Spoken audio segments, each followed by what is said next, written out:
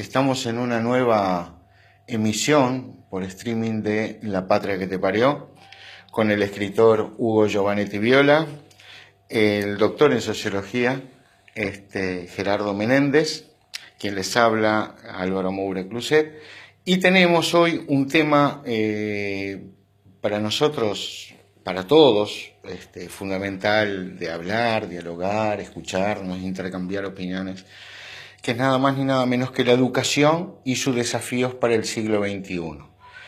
Y no tenemos mejor invitado para compartir este espacio que al profesor de literatura, poeta y escritor Juan de Marsilio.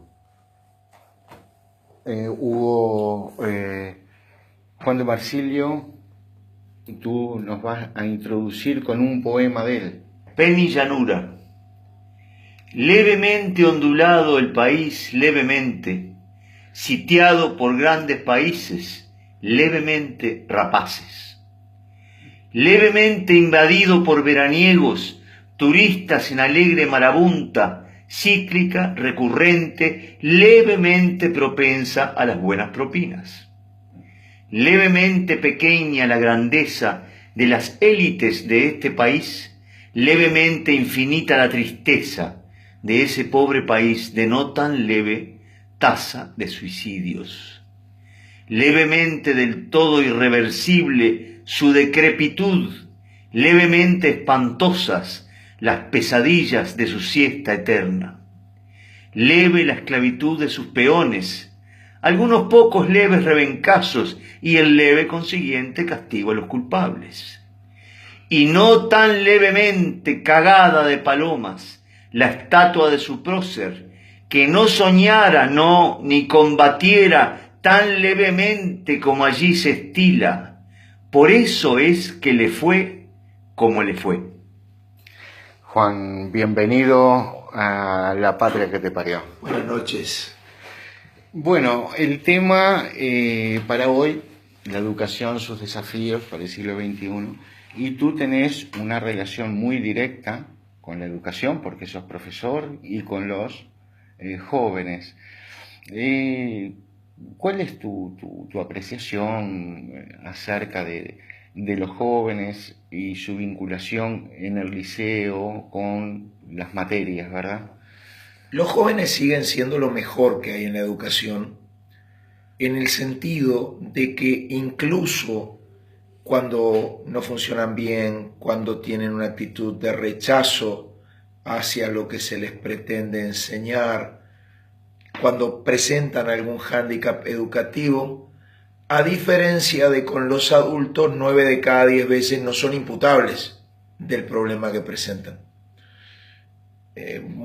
Yo vine en taxi hoy aquí porque salí muy sobre hora de dar clase y ha ocurrido que a lo que me voy a salir del liceo el taxista me pregunta ¿cómo están los gurises?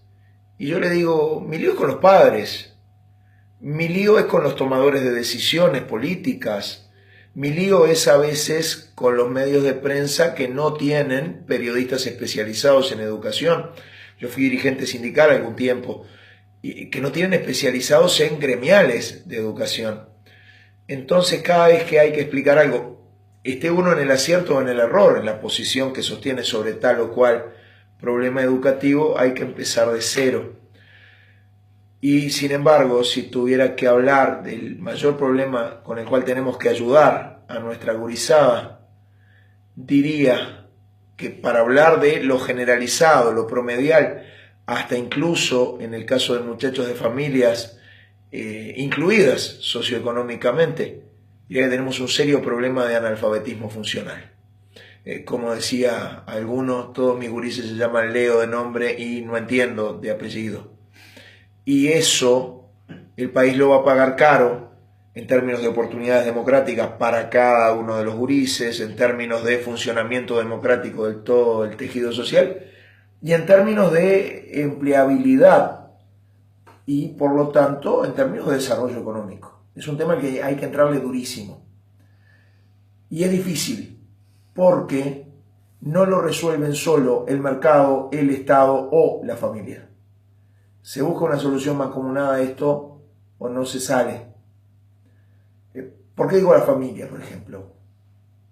Muchas veces yo le tengo que decir, cuando sea en el colegio privado, en el liceo público, tengo que hablar con algún papá, alguna mamá, vea, el celular, la computadora, el televisor tienen que dormir fuera del cuarto del nene.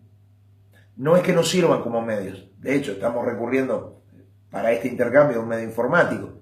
No es que no sirvan como medios, sirven y sirven de mucho, pero pueden ser terriblemente distorsivos de la alfabetización básica si hay un hiperestímulo informático y audiovisual muy temprano. Hay sobre esto una escritora argentina, una psicóloga, Elena o Adriana Mordujovsky es el apellido, Adriana Mordujovsky si no me equivoco, que ha escrito 2 libros bien divulgativos, bien para los papás: Los niños y las pantallas y los adolescentes de las pantallas. Como suelo decir yo cuando pido que me lo expliquen a mí, bien como para imbécil. Y claro, ella lo dice clarísimo. Hay que entrarle a este problema porque si no, luego es muy difícil. No diré la educabilidad, queda muy darwinista social esto, pero se hace muy difícil cosas como la alfabetización básica, el pensamiento abstracto, la formación en rudimentos matemáticos.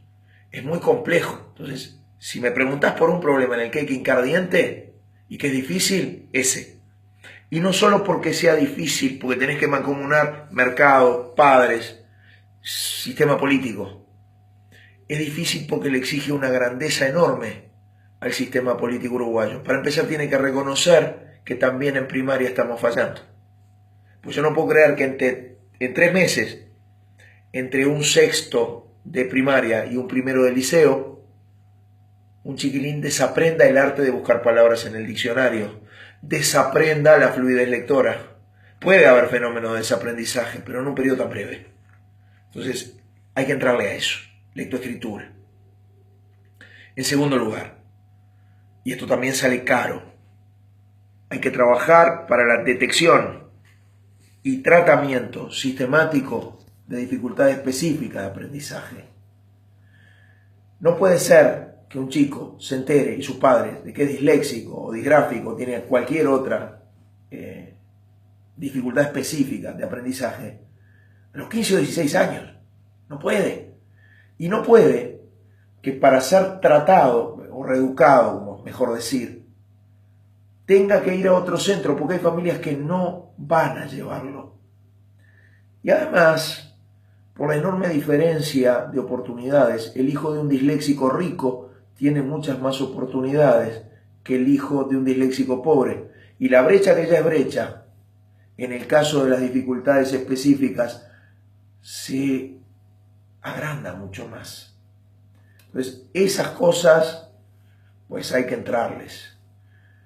Y reitero, hay que entrarle a la familia, hay que entrarle el sistema político tiene que hacer algo muy parecido a lo que se hizo en el primer gobierno Vázquez, con la eficaz campaña contra el tabaquismo en el lugar público.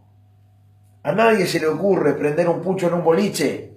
Entonces tiene que decir cosas como: no, control remoto a los 6 meses, no, señor papá, y machacar. Y no, computador en el cuarto del chiquilín, no. Televisión de 800 pulgadas en el cuarto del nene, no. Si vas a ver tele, en familia. Tal luego sea para discutir porque es un disparate lo que estás viendo.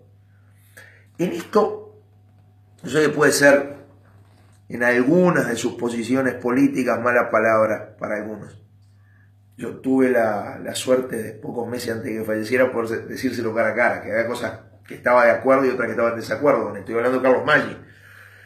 Él, cuando estábamos haciendo la transición a la democracia, tuvo unas contratapas en Jaque, donde escribía, donde decía, claro, término de la tecnología de último cuarto del siglo pasado, último quinto ya. La televisión tiene un papel educativo, pensaba en televisión abierta, claro, fundamental. Y no le hicieron caso. Eso sigue pendiente. No estamos demasiado tarde. Tendríamos que tener mejor radio, mejor televisión. Ley de medios. Bueno, lo trancado que está eso es obsceno. A mí me preocupa eso, porque es un descarado ejemplo del lobby, del poder del lobby. Porque todos parecía que estamos de desacuerdo, pero no sale la ley, después no sale la reglamentación. Si no pasa de un presidente al otro, un presidente al otro. Y uno tiene la impresión de que es esas cosas que se van a, de tantas cosas que hay que se van a resolver algún 31 de febrero de estos.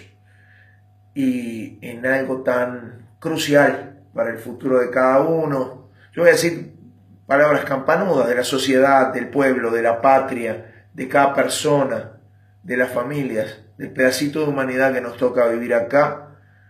Creo que tendría que haber más grandeza. Juan, está bárbaro lo que estás diciendo porque encierra un poco también la pregunta disparadora que hemos hecho para ir junto a nuestros amigos discutiendo, pensando este tema tan crucial. Y entonces la pregunta fue,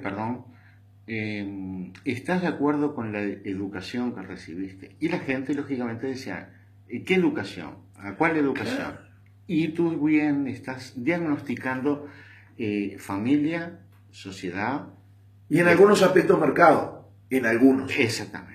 Muy importante. No podemos negar que está ahí. En mi caso no es lo central de mis opciones de fe e ideológicas. Yo en este momento no estoy haciendo política partidaria por razones eclesiales. Yo en algún momento aspiro, si Dios lo quiere, a ordenarme diácono. Si Dios lo quiere, porque puede ser un metejón, una vocación. Para algo hay que discernir. Ahora, quien me googlee cómo se hace, sabe que he tenido ideas y militancia de izquierda. Sin embargo, sin renegar de nada de lo que fui y sostuve, sin renegar vergonzantemente, digamos, diciendo eso no pasó, como mucha gente hace ahora, cuando chaquetea, hablando mal y pronto. No niego que mis ideas, mis apuestas políticas son de izquierda, más allá que en este momento, reitero, no ejerza la política partidaria, pero no puedo negar que el mercado está ahí, que la sociedad civil también está ahí y que hay que mancomunar esfuerzos, pero la principalidad para mí es familia y Estado.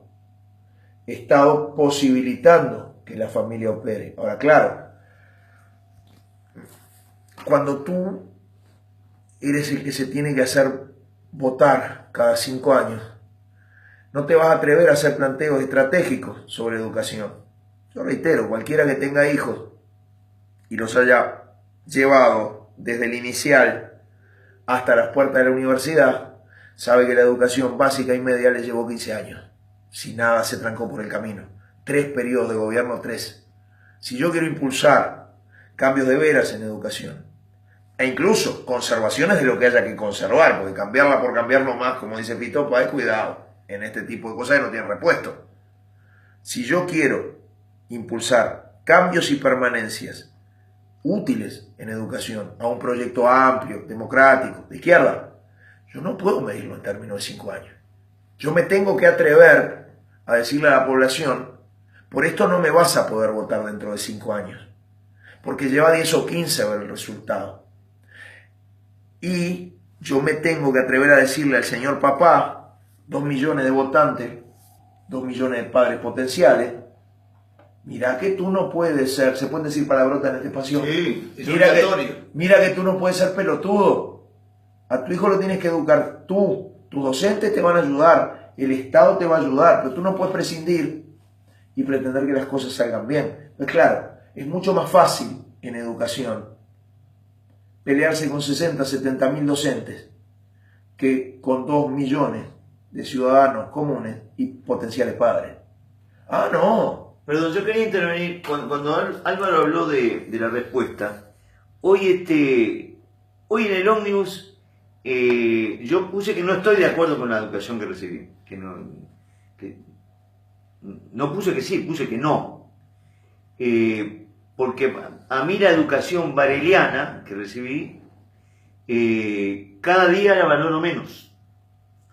Pero yo tuve un padre que pertenecía a Joaquín Torres García, que era un no académico, era un independiente revolucionario por definición, de garra artiguista, porque su bisnieto Alejandro Díaz, que dirige el Museo Torres García, hace hincapié en que Torres nació en la Plaza de la Carreta, donde venían todas las mercaderías en el Palacio Legislativo hasta ahora. Y que Torres, más allá de que se dice que era un pintor europeo, que es un disparate, se fue a los 17 años de acá. Pero por algo volvió acá. Y por algo volvió, porque vio que era el lugar donde ese valor universal, porque él era un religioso de corte platónico, ¿no? No, tuvo un periodo cristiano, pero era platónico, el arquetipo de lo universal. Entonces, ¿qué pasa? Mi viejo, es lo que vos estabas hablando del padre. Mi viejo fue al taller Torres García en el 50, empezó. Torres no estaba vivo, ya. Pero yo recibí toda la vida una educación paralela a la de la escuela y a la del liceo, y a mí me hablaban de los valores eternos, de la trascendencia, de buscar la mística de la pintura. Entonces, eso en la escuela no me lo dijo nadie, y tuve alguna maestra muy buena y algún profesor muy bueno, pero nadie me lo dijo con la potencia revolucionaria que lo inculcaban las ideas de Torres García. Y un poquito la gente cuando hacía la especificación que tú estás diciendo, en la educación formal, en la escuela, nadie te dijo nada, que en tu familia sí. Si no hay familia. Bueno, pero curiosamente, de la gente que dijo estoy de acuerdo con la educación, consultando lo que tú decís, entonces nosotros lo que le decíamos, Hugo, era hace una síntesis de todo. ¿Qué te pareció lo familiar? ¿Cómo sentiste la educación? En ese sentido sí, yo estuve amparado por bueno, y eso es lo importante para nosotros, yo creo, como uruguayos, que dijo, votaron 60 personas, la mayoría dijo que está de acuerdo con la educación. Menos de la mitad, o la mitad, dijo que no. Entre ellas estabas vos, Hugo, ahí, ¿viste? Claro, pero es muy sugerente. El asunto es que cierto grado de desacuerdo con la educación que uno recibió y con la educación que uno, no me gusta el verbo, pero por abreviar, imparte, es sano que haya. Porque es desde la crítica y desde el desacuerdo que se construyen avances y mejoras. Para empezar eso. Para seguir, yo no quiero dejar pasar lo que dijo Hugo sobre Varela. Varela se inspira en el modelo laicista de Nueva Inglaterra, estrictamente. Él trae acá el modelo de Horace Mann, pero sin la apertura a la dimensión religiosa. Y eso es un lío. Porque eso fue el huevo de la serpiente. Ese es un lío. Porque esa educación de raigambre puritana, pero Horace Mann no era calvinista. Horace Mann era un bicho raro, era un cristiano unitario, era un descendiente de los viejos arrianos, alguien que creía que Dios era solo el Padre, ¿ah? Y propende una educación, mi inglés es pésimo, non sectarian, but non godless, no sin Dios. Entonces acá, en Uruguay, por algunos líos, no tanto de la Torre es siniestro en otros aspectos. Y eso es algo que pasa con Varela. La Torre seduce a Varela, le vende la imagen de probidad que en realidad no tiene. Porque claro, le da las posibilidades de hacer una reforma educativa que era imprescindible. El lío empieza con Santos. Que para empezar nos genera una artigas de bronce, claro, ficticio. Y para seguir, hace una separación a rajacincha entre Iglesia y Estado. Y con menos motivos que los de Berro, 20 y pico años antes.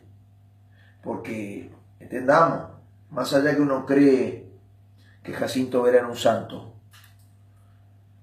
Berro tenía un cadáver de un masón y no tenía dónde enterrarlo por una puja entre la iglesia. Exacto. Y en un país con la población que teníamos nosotros, un cadáver sin enterrar, en una Montevideo con los habitantes que tenía, es un símbolo del escandalete y del escandalazo muy grande.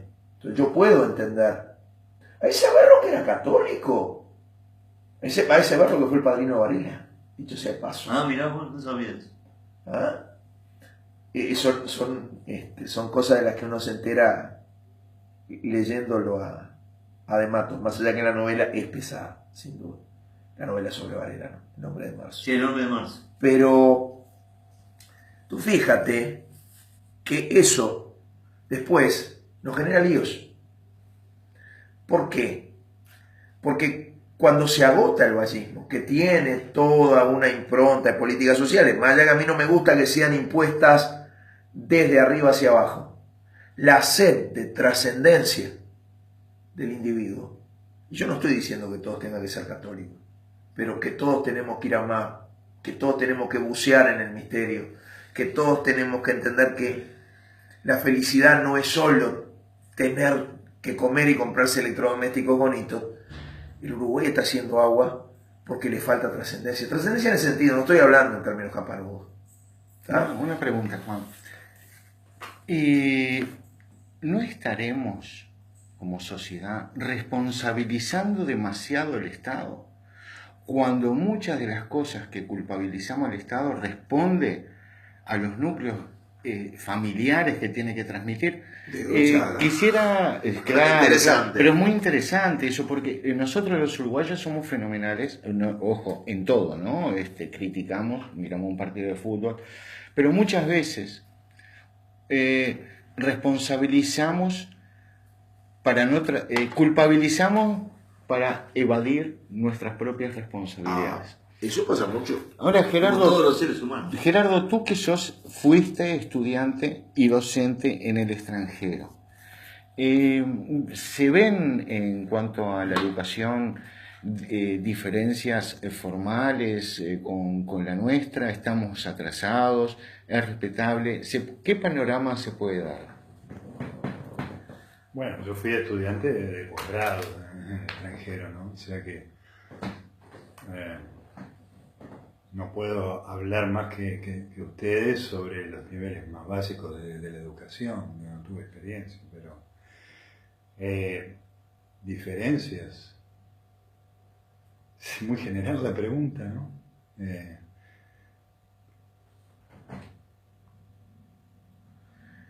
general, en cuanto, por ejemplo, algo de en el sentido de lo que decía Juan, de la presencia de la trascendencia, yo creo que no es solo el Uruguay. Claro. Por diversas razones. O sea, me parece que la mentalidad es de que progreso significa la erradicación de eso, a no ser en instituciones religiosas de educación vinculadas a religiones, ¿no? Pero ahora, no sé. Sí, es un punto, es una recta, digamos, en la cual todos estamos viendo también que el progreso, por decir de alguna manera, no es una palabra agradable de manejar, porque creo que está mal empleado, tiene otras connotaciones que quizás no.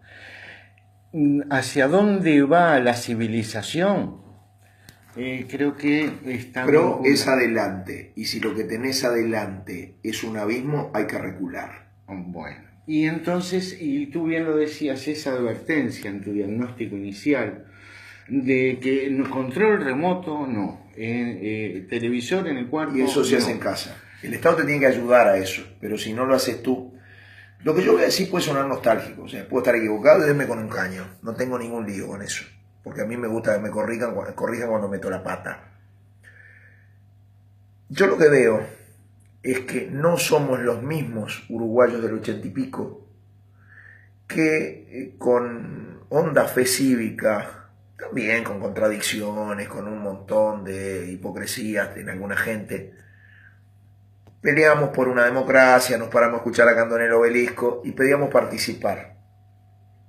En muchos aspectos la participación social llega 20 y pico de años tarde, cuando un montón de movimientos sociales, culturales, económicos, políticos han minado ese afán participativo del ciudadano medio. Entonces, eso es un lío. Eso es un lío. Tanto es así que mucha gente te dice, esto no es una democracia, es un Estado representativo. Sí, porque, a ver, yo qué sé. Hay un teórico que ahora está en bancarrota porque se han descubierto unas cuantas macanas que se han mandado políticas. Me refiero a Vivian Trías, ¿no? A lo que salta todo el asunto del espionaje para Checoslovaquia. Eran ya conocidos sus errores en cuanto al diagnóstico de nuestras dictaduras. También eso es cierto. Yo me acuerdo del finado Germán Delía contando en una charla que por febrero, cuando empezó en serio el golpe, él fue al despacho de Trías y le dijo, mira, esto viene, quería conversar con alguien, pues estaba preocupadísimo. Y Trías le dijo, no, estos militares son confiables, son buena gente, yo ahora tengo una entrevista con uno de ellos. O sea, eso no lo había entendido, no lo entendió para acá, no lo entendió para Argentina después.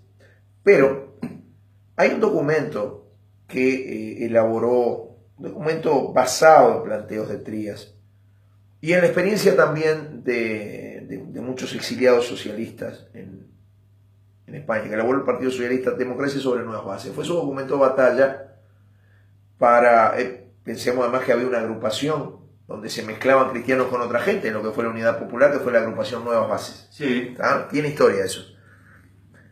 En el que planteaba una democracia con fuerte peso de la sociedad civil y de las organizaciones representativas de la misma.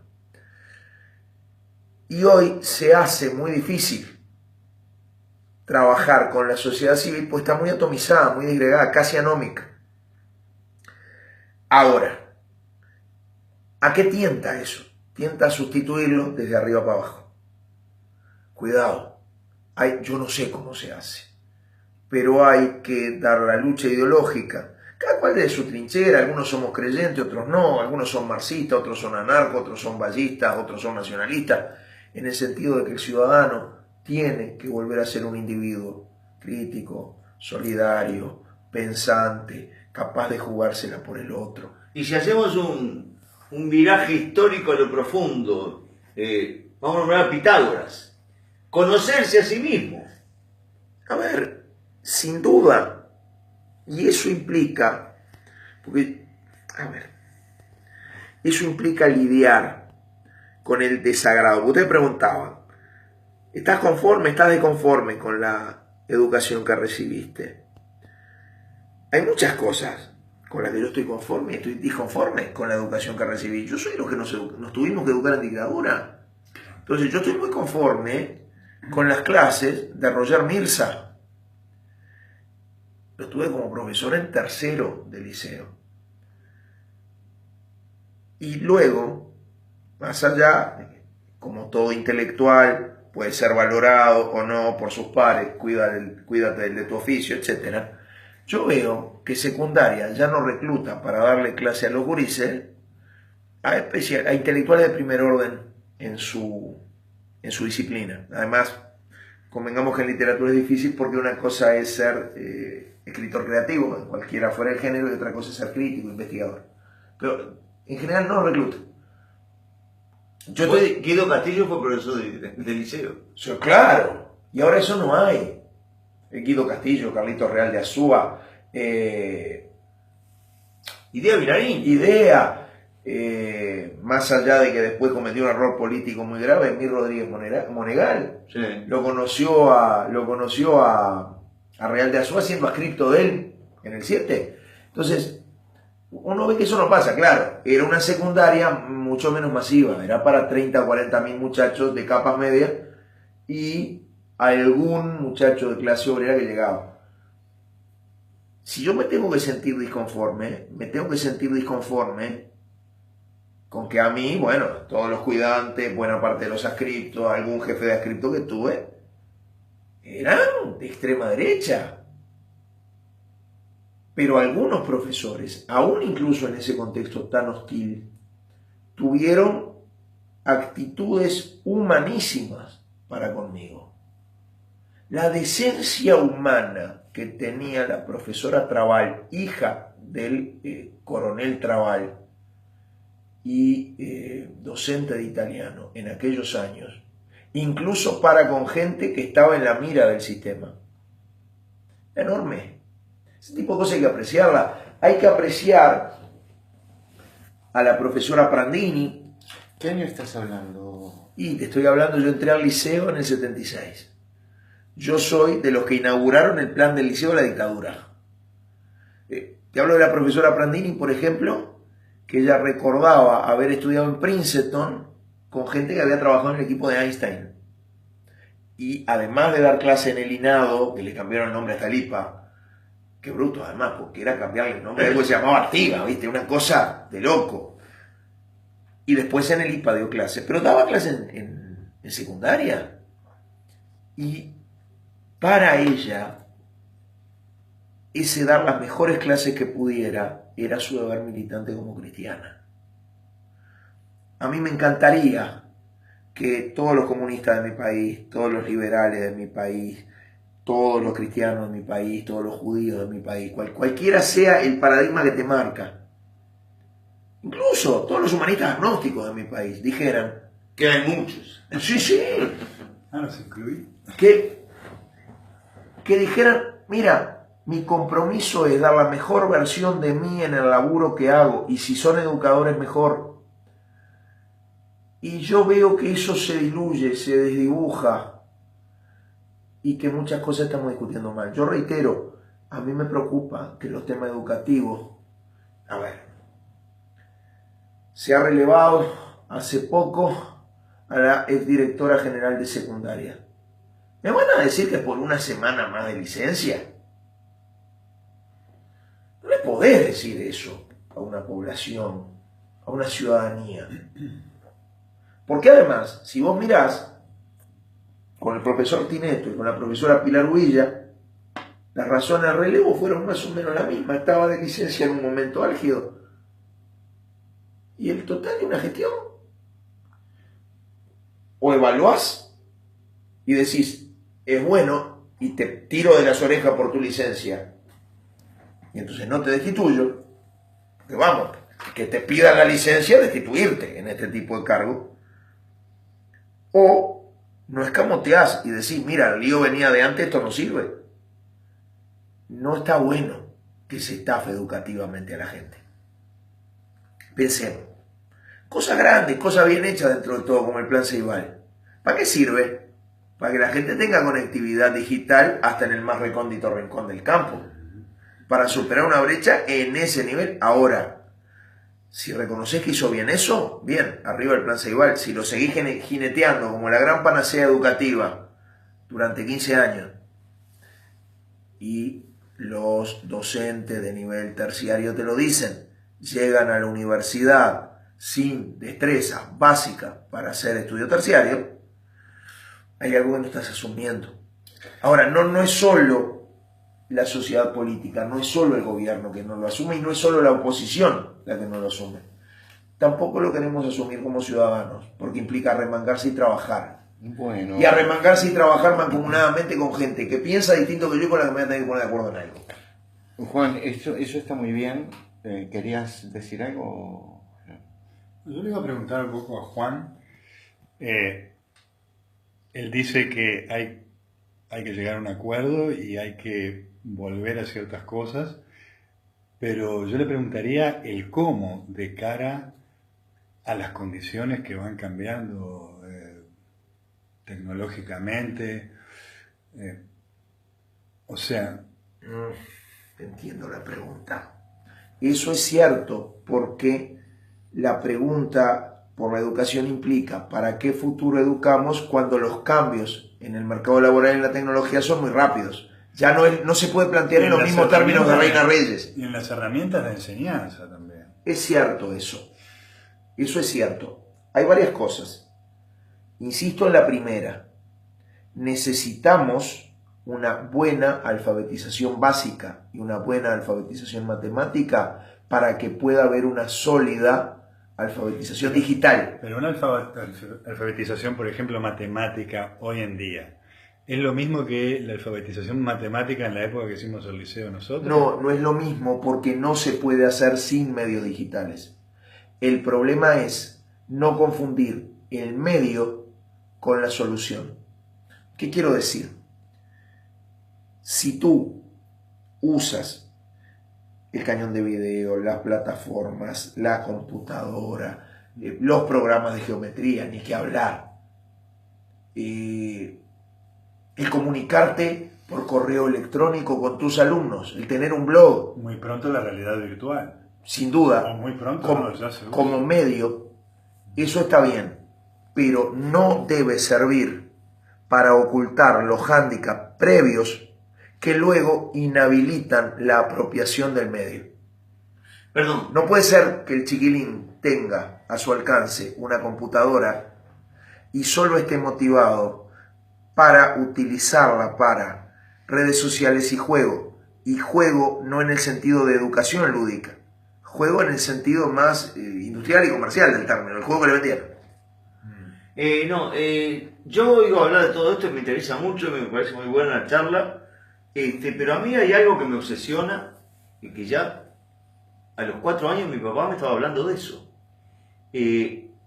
No veo que en las escuelas religiosas es otra cosa, porque en la escuela religiosa tiene que tocar el tema de la trascendencia, pero lo tocan desde un dogma. Es cierto. Entonces no veo que en general, en forma bareliana, libre y obligatoria, se plantee a los jóvenes y a los niños, que yo doy clase de guitarra, hablo con los niños de ese tema, que hay que tratar de preguntarse qué sentido tiene el paso del hombre sobre la tierra, carajo. Es que eso no se hace porque se entiende laicidad como prescindencia de tratamiento de temas polémicos. Y bueno, entonces Y lo que debe eso estaba en el hacerse, horno.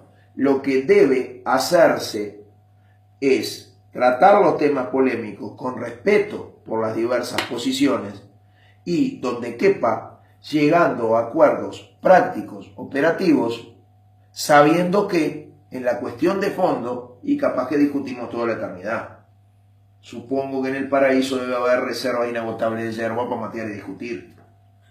Ahora, Sí, pero acá no se toca el tema. no se toca el tema, y eso es terrible, porque calculo que un católico culto, un bandista culto, un protestante culto, un judío culto, un humanista agnóstico culto, un ateo postulativo culto, Claro, pueden claro. tener cosas interesantísimas para decir sobre ese tema, porque nadie puede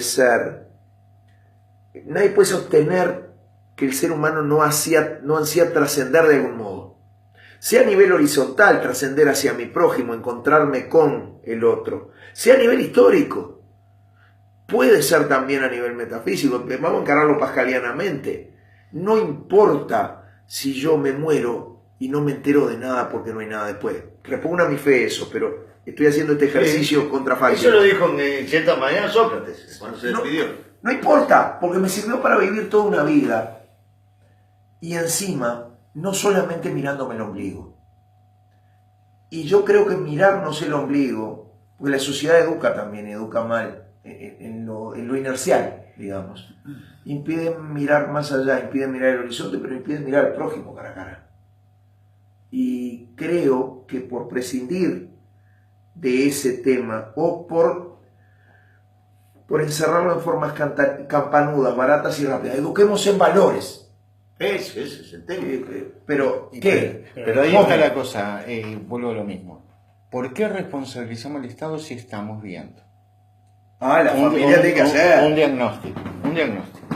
Estamos viendo que en el proceso nosotros generacionales vimos cómo el concepto por el cual de familia nos criamos se fue destruyendo por una necesidad de insertarse en el mercado, a trabajar para elevar su costo de vida, para consumir lo que daría un supuesto confort. Entonces yo digo, ¿el error dónde está? ¿Por qué culpabilizamos a la escuela? Cosa que yo quiero, a la escuela, al liceo y a la universidad, yo quiero decir, Yo me eduqué, entré en el año 75, juré la bandera en el año de la orientalidad. Gerardo, compañero mío, en los estudios preterciarios de periodismo, que estuvimos juntos, no te puedo decir lo que era, porque era una dependencia de la DINAR, Sí, claro. Dirección Nacional de Relaciones Públicas. Justo en la UTU. ¿Qué docente estrella teníamos entre tantos? El coronel Washington, perdón. Acusado, era nuestro profesor. Entonces, sin embargo, tuve una educación familiar sólida. ¿Y pudiste resistir eso? Bueno, como tú y como todos, porque no hay más remedio. Los valores me los dio mi familia. Porque si yo esperaba de esa situación política, circunstancial en la vida de un país que tú decís 15 entonces ¿cómo, dónde vamos? Tiene que ser, pero quiero terminar con lo siguiente. Me siento orgulloso de la educación que recibí a pesar de haber estado en la dictadura y el descubrir la democracia, trabajar por la democracia, militar por la democracia, ya a inicios de la educación terciaria, y tuve la fortuna, tú sos testigo, Hugo, de tener que ir a Europa, a desempeñarte en las virtudes del oficio que uno desarrolló acá con la capacitación de aquí. Y la verdad, hay una diferencia abismal. Entonces los uruguayos estamos siendo extremadamente duros con algo que es un problema civilizatorio. Claro. Y nosotros tenemos... ahora lo que voy, ¿por qué? Y ya termino con esto. Me parece que nuestra visión, tú la tenés de primera mano porque sos un docente, estás con los jóvenes. Pero si yo me quedo con el mensaje, sin tener ese contacto que tenés tú, yo digo, los jóvenes ya no les gusta leer, ya no estudian más y ya... Sin embargo, todo dice lo contrario. Cada vez hay más jóvenes que llegan a su etapa final, que es la parte universitaria. Nunca en la historia hubo tanto, nunca hubieron tantas mujeres. Y no es por esto de ahora, de que ya no hay examen ni nada por el estilo. Esto es un proceso histórico que es de mi generación, de la tuya. Entonces, vuelvo a eso. Somos tan duros, pero sin embargo, vuelvo a decir, lo que me reconforta, que esto que estoy diciendo nosotros, de una manera u otra, contestaríamos la pregunta que hicimos, que estamos de acuerdo con la educación que recibimos. Que no es perfecta, pero también no culpabilicemos al mal civilizatorio de una causa nacional y un problema político. Es más grande que Uruguay y además el docente tiende a ser, y si no lo extrema, si lo controla, le puede ser bueno, tiende a ser más apocalíptico que integrado. En el sentido de que él baja a la cancha a ayudar gente. Yo calculo que un médico que se lo tome en serio, más o menos así, cualquiera que ejerza un oficio en el que presta ayuda. A mí lo que más me duele, aunque sea consciente de que no fracaso yo solo, porque no soy el único que lo educa el gurisito, y además el primero que se tiene que educar es él. A mí lo que más me duele es cuando no lo logro. A mí me duele cuando me entero que un exalumno está preso. A mí me duele cuando me entero que una exalumna se está prostituyendo. A mí me duele... O se suicidó. O se suicidó, claro, ¿viste? Es terrible. Tal vez sea por eso digo que hay que controlar esa tendencia. Tal vez sea por cierto complejo de omnipotencia, que es malo. Es el exceso de esa vocación docente, me parece.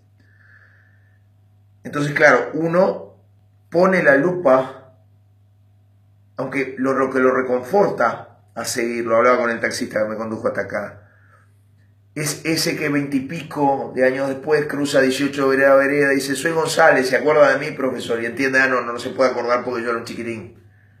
¿Ah? Cuando lo lograste, te reconforta. Sin embargo, en lo que más pensás es cuando no pudiste, porque uno tiene que tratar de poder más. Entonces, primero eso. Segundo, yo estoy de acuerdo contigo que es más grande que Uruguay. Tercero, Estoy de acuerdo contigo que alguna cosa hacemos bien y que en los centros educativos hasta salvamos una vida. Y no es menor. Sin embargo, creo que hay que seguir poniendo el hincapié en las cosas a mejorar, pero no como objeto de una discusión política partidaria menor. Correcto. Para ver cuáles razones en el campo educativo te deben mover a votar al caudillo del oficialismo o al de la oposición, y cuál de la oposición, sino para implicarnos. Y eso te lleva a que cada ciudadano, cada papá tiene que ser protagonista. Perdón, pero yo con respecto a lo que decía Álvaro, tengo no una discrepancia, sino un radio de acusación absolutamente mayor.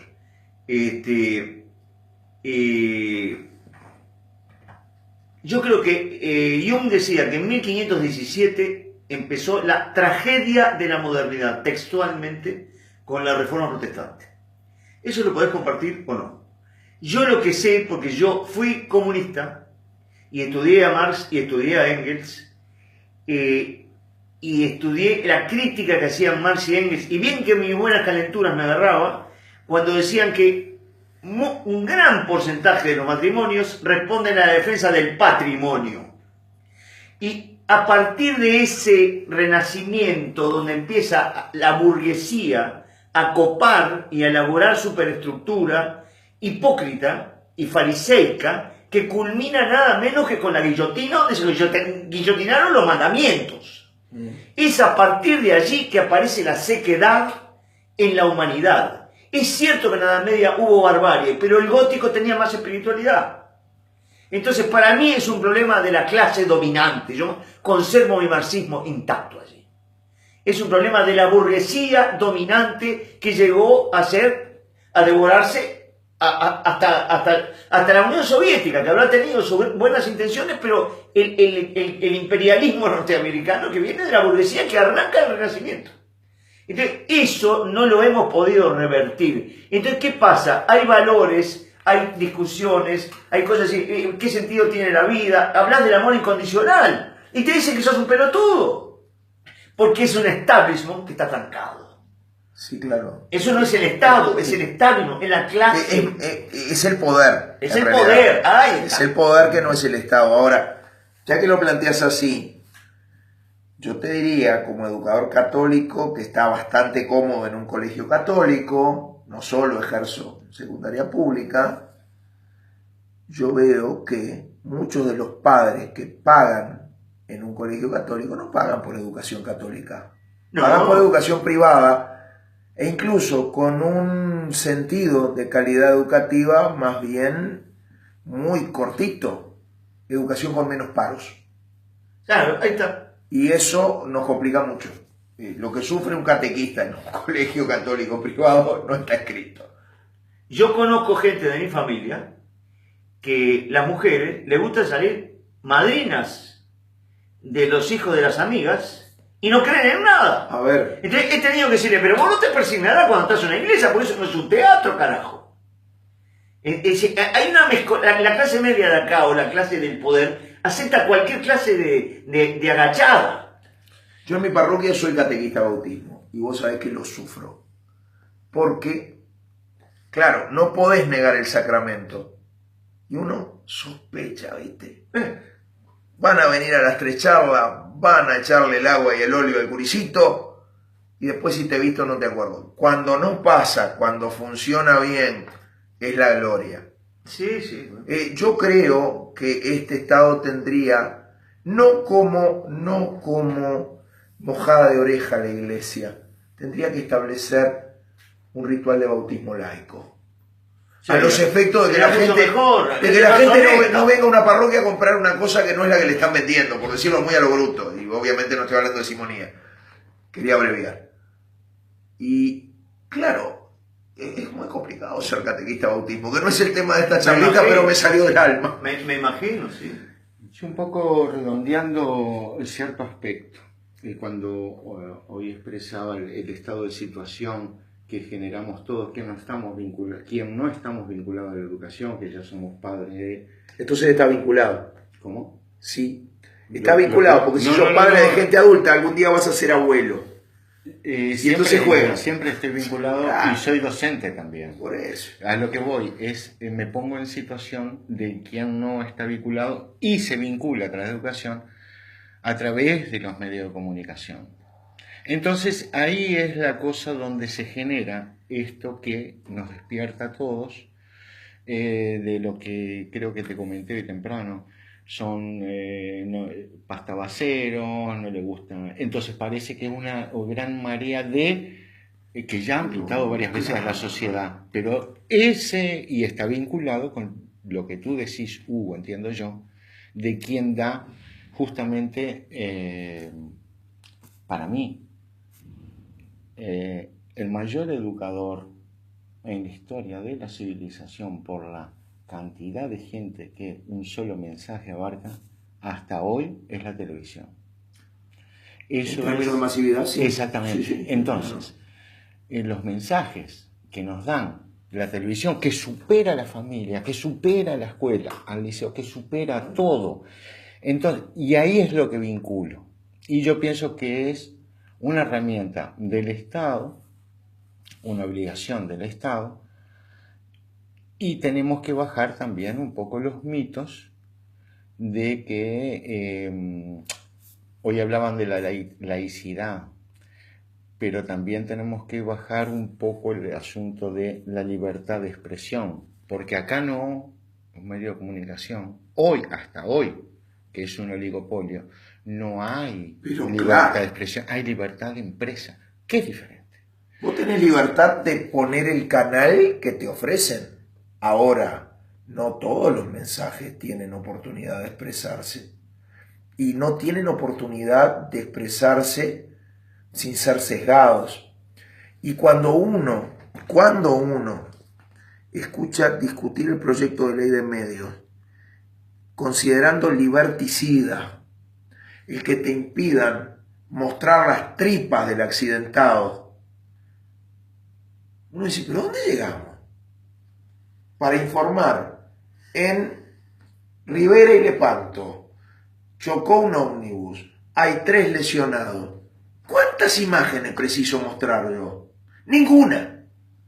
Y hay gente que defiende, mejor dicho, que ataca esa sana evitación del morbo como un acto de liberticidio. Vamos, eso es una operación. No me Bueno, jodas. y para atar las moscas por el rabo, Álvaro Moure Cruzet tiene una frase que dice que nuestro país es un desierto pintado de pradera con suaves ondulaciones. Y empezamos el programa leyendo un poema tuyo que se llama Penillanura, donde el adverbio levemente es utilizado sarcásticamente, irónicamente, y termina contrastando con la actitud que tuvo José Gervasio Artigas. Porque un país, esto que el doctor Sanguinetti se la banque, un país que empieza con Fructuoso Rivera como presidente, y ya empieza mal. Es que el asunto es que si no hay voluntad de ir a fondo, que no es cortar por lo sano, porque cortar por lo sano es me molestan 500 indios porque tengo 10 estancieros, porque estamos hablando de eso. Exacto. Cuando hablamos del si puede, que se oponen a que haya 500 indios, hago la gran encerrona y se acabó el problema. Eso no es ir a fondo, eso es cortar por lo sano en el peor sentido. Sí. ¿Ah? Cortar por lo sano el miembro que no tenía gangrena. En cambio, el planteo artiguista, más allá que hay opinantes serios que plantean que no era viable, hay kilos de cosas buenas que no han sido viables en la historia, tiene 2 valores. Primero, la amplitud. Sambo, mestizo. Y segundo, dentro de los márgenes liberales de un capitalismo que viene en alza y además en una zona periférica sin desarrollo, la idea de repartir la propiedad. Y aclaremos, sin atacar al latifundio, porque eran solo las tierras de los malos europeos Y Artigas tuvo que negociar en purificación con una delegación que fue del Cabildo de acá, que lo tuvo que emborrachar con Ginebra para hacerle pasar 3 o 4 artículos fundamentales. Le costó un huevo a Artigas hacer eso. Ahora, pero acá a nadie le interesa lo que hizo Artigas. Esa falta de grandeza, que no creo que Artigas haya sido la única figura grande. Hay figuras con las que uno está en desacuerdo político. Piense, por ejemplo, respecto a la Guerra Grande, no me van a ver vinculado con el gobierno de la defensa, pero cuando tú tienes un Melchor Pacheco Iobes que, creyendo en lo que cree, va a Francia y se atreve a decirle al Parlamento de Napoleón III, usted que se ríe de lo que él está hablando, de esas batallitas en las que morían cientos de personas, plan sanguinaria. Yo lo leí una vez en un boletín del Instituto Histórico Militar. La proporción de muertos en la batalla de nuestras guerras civiles es incomparablemente altísima. Y les pregunté a ver si en las batallas europeas no muere gente. Eso es un chispazo de grandeza, aunque uno no esté de acuerdo con la opción política del personaje. Es un chispazo de grandeza lo que hace Lorenzo Valle, no cuando dice que va a gobernar solo con los colorados, pero cuando baja más pobre de lo que entró al gobierno. Es un chispazo de grandeza lo que hace Anacleto Medina cuando están para entrar a Montevideo sitiada en la Revolución de las Lanzas, y a los brutos les dice: redota sin redame. Es decir, no vamos a entrar si lo que hacemos es entrarse una degollina. Y esa grandeza, que está más repartida de lo que creemos, no nos la enseñan. Esa grandeza está latiendo en el pueblo uruguayo, en el pueblo oriental. También hubo uruguayos grandes. Yo sé que tenemos esa diferencia. La orientalidad es la raíz.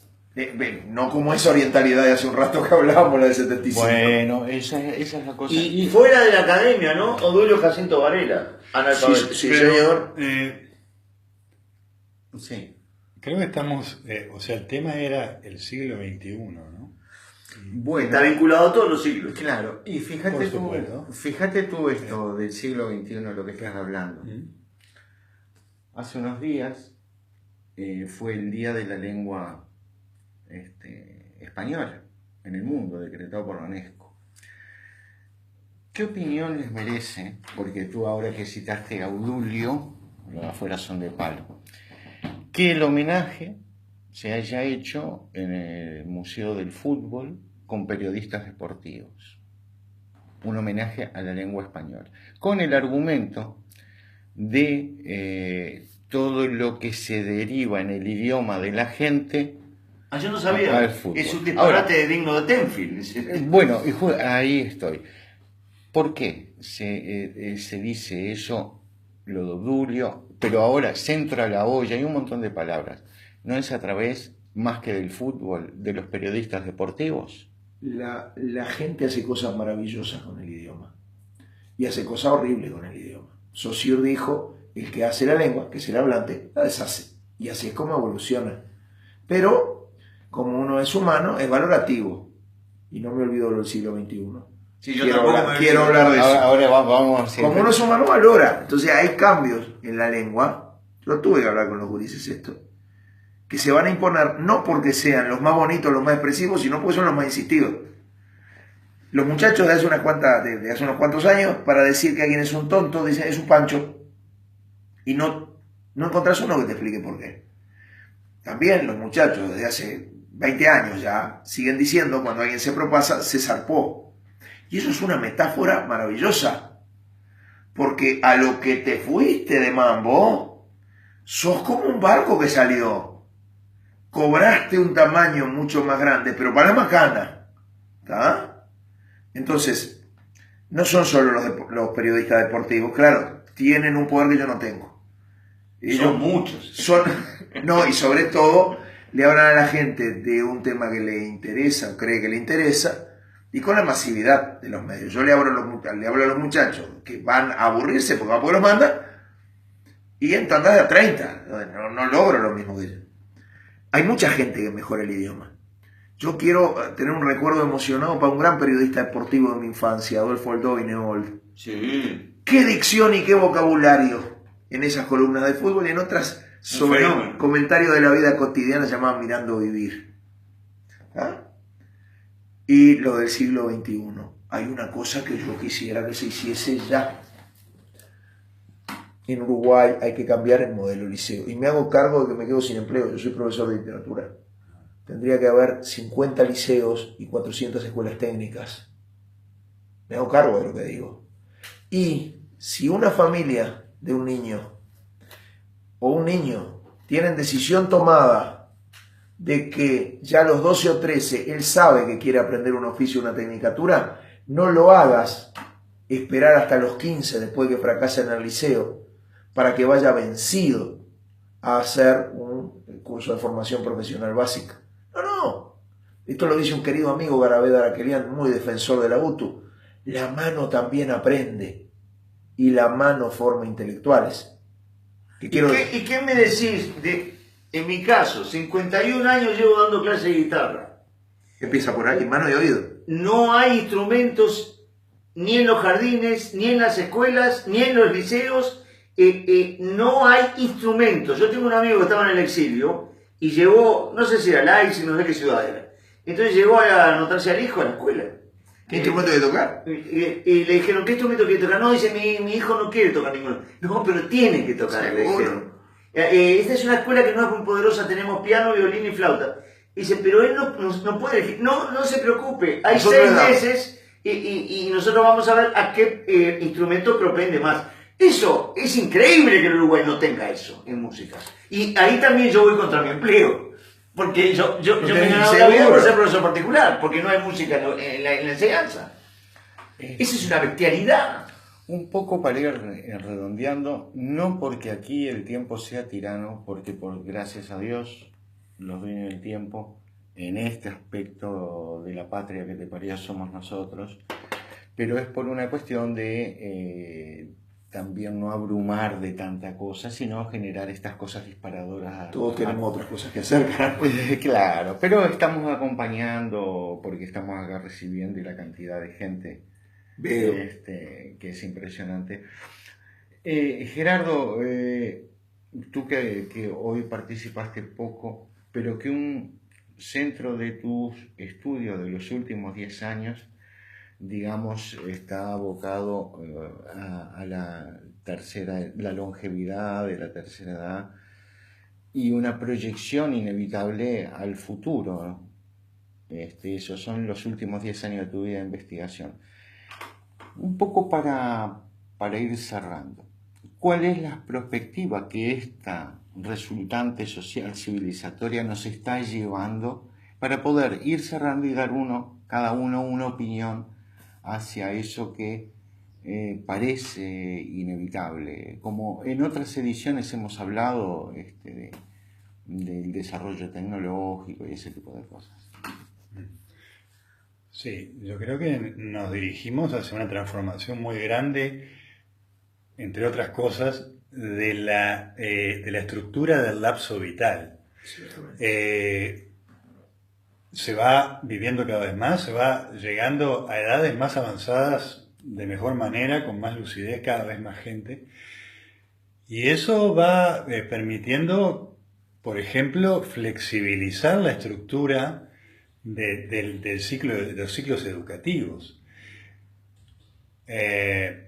Se va pudiendo reinventar la vida más de una vez. Y todo eso me parece que cuando hablamos de educación nos podemos hablar de los niños y de los jóvenes. Y la educación tiene que ser cada vez más de todos. Por supuesto. Y cada vez más los que vamos a tener más edad, vamos a tener más peso político porque vamos a hacer más. Y vamos a poder influenciar con los valores a la generación, porque hasta ahora, desde la Segunda Guerra Mundial hasta fines del siglo XX, fue un reino de la juventud. Y fue un reino de la juventud porque la industria producía más de lo que se necesitaba y entonces había que vender, y ¿a quién era más fácil venderle? A los jóvenes, por supuesto. Y no nos habíamos dado cuenta que eso no iba a ser para siempre así, que el mundo no iba a ser para siempre de los jóvenes. Entonces, esa reestructura de la pirámide poblacional y del lapso vital va permitiendo una reinvención sumado a lo que hablábamos hace un rato de la transformación de las herramientas de enseñanza. Yo creo que las herramientas, la tecnología va permitiendo una enseñanza cada vez más personalizada, paradójicamente. Es cierto. Porque el grupo de 30 alumnos Es anacrónico hoy día. sentados en incómodos pupitres. Yo cuando era estudiante, después vine a descubrir y vine a ser diagnosticado como que yo padecía el famoso síndrome de déficit de atención, ¿no? A mí me costaba mucho concentrarme y me atraía mucho la ventana, mirar para afuera de la ventana. Somos vos. Sí, bueno. Y yo creo que en aquella época no era posible y esas cosas todavía no se hablaban mucho acá, ¿no? Pero vos me preguntabas ahora, yo me estaba acordando, me preguntaste de otros países. En Estados Unidos, yo veía mucho, yo estaba mucho en las bibliotecas, ¿no? Y veía el fenómeno del tutor que ayuda al estudiante personalizadamente. En las bibliotecas públicas siempre lo es. No, acá no hay eso. Y paradójicamente, lo que va a ir permitiendo cada vez más esa personalización de la educación y la transmisión de valores es la tecnología, en el sentido, la tecnología va a ir haciendo cada vez más cosas que hasta ahora las teníamos que hacer nosotros. Va liberando más gente para poder dedicarse más individualizadamente, entre otras cosas, todo lo que hablábamos las veces pasadas, de la expansión del sector compasivo de la economía. Y bueno, ahora ya nos queda poco tiempo, ¿no? Pero para otra vez yo agregaría a esta discusión todo el tema de ese cambio hacia el futuro que se viene relacionado a la transformación tecnológica y a la... Sí. me perdí. Bueno. Sufro de déficit de atención. No, como estamos hablando del futuro, estabas muy... No, pero muy interesante, por supuesto, como siempre, además lo que estás diciendo, porque es reflexión. Juan. Sería interesante que trabajáramos, ahora que no estamos ocupados en morirnos tan jóvenes, eso es real y es bueno, en una sociedad en la que valga ser niño, ser adolescente, ser joven adulto, ser adulto maduro y ser viejo. Eso abre un montón de perspectivas. Hay también, es cierto lo que él dice sobre la tecnología, abre perspectivas, si se entiende bien, de autoeducabilidad. Y eso no hay que minimizarlo. Pero claro, para ello hay que educar bien en las competencias básicas. Razonamiento abstracto, lectoescritura, incluso las competencias físicas. Pensemos que la generación nuestra la educaban del cuello para arriba. Si tú estabas destinado a ser profesional universitario, podías ser gordo y tener tiroiditis de los 50 y pico, no importaba. Todo eso tiene que cambiar. Muy bien, Juan. No, yo le mostraba hoy a Juan cuando llegó, para recomendarle a los escuchas a un español que se llama Jaime Buigas, un hombre joven que es arquitecto, actor, dramaturgo, analiza el mito de la caverna mezclado con el Mago de Oz. Lo da YouTube, Jaime Buigas. Es maravilloso. Yo no puedo concebir que acá haya un hombre con esa capacidad de llegada popular y de una profundidad y una espiritualidad. Tiene talleres de espiritualidad. Y empieza el programa diciendo: ¿qué idea se tiene sobre la felicidad? Lo estamos viendo con Juan. Y él dice, bueno, todos coinciden en que se basa en el agradecimiento. Y ese agradecimiento, si lo profundizas, hay que, para mí, inculcarlo de entrada a los más chiquitos, a la vida. Claro. a la vida y no ver a la vida como una catástrofe racional, absurda, donde hay terremotos, tornados y nada más que eso. Esa es la base. Y meterles en la cabeza a los chiquilines que todos te pueden ayudar, pero si vos no te querés salvar, no te salvas. Eso es cierto. Bueno, Juan de Marsilio, de parte del Montevideano Laboratorio de Artes, en este espacio La Patria que te parió, te agradecemos profundamente. No, yo agradezco, hombre. Y porque esto es lo que entendemos, estas conversaciones son necesarias, tanto como la educación que estamos hablando, generar estas charlas, nosotros le decimos el pienso. Sí, claro. Entonces, de esta manera, si les parece, vamos a cerrar, lamentablemente y momentáneamente, una nueva edición vía streaming de La Patria que le parió. Y a todos ustedes, muchísimas gracias por habernos acompañado y aportar, como siempre están aportando. Gracias.